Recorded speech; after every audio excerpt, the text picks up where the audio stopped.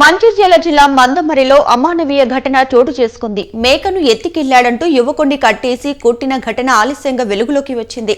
Apple ప్రాంతానికి చెందిన రాములు, స్వరూప దంపతులతో పాటు వారి కుమారుడు శ్రీనివాస్ కలిసి రైల్వే ట్రాక్ సమీపంలో షెడ్డును ఏర్పాటు చేసుకుని మేకలను పెంచుతున్నారు.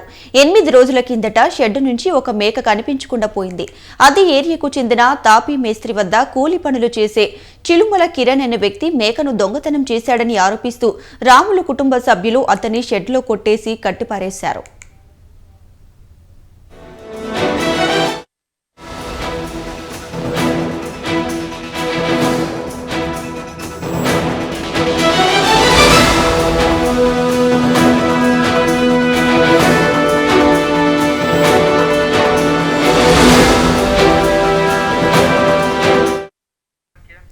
తేజతో పాటు అతని స్నేహితుడైన దళిత యువకుడు చిలుమల కిరణ్లపై అనుమానం వచ్చిన యజమాని, కుటుంబ సభ్యులు శుక్రవారం ఇద్దరిని షెడ్డు వద్దకు పిలిపించారు. వారిని కొట్టి కాళ్లకు తాళ్లు కట్టి తలకిందులుగా వేలాడదీశారు.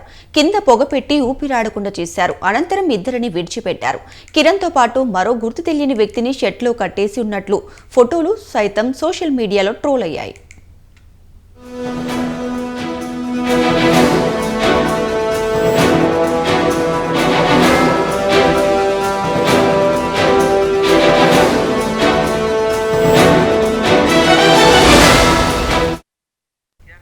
అయితే శుక్రవారం సాయంత్రం నుంచి కిరణ్ కనిపించకుండా పోయాడని అతని చిన్నమ్మ నిట్టూరి సరిత మందమరి పోలీసులకు ఫిర్యాదు చేసింది.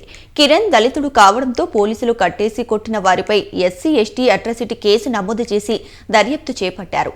కిరణ్ జాడ కోసం 4 బృందాలను ఏర్పాటు చేసి గాలింపు చర్యలు చేపట్టామని, కిరణ్ ను కొట్టిన నిందితులను అదుపులోకి తీసుకున్నట్లు పోలీసులు తెలిపారు.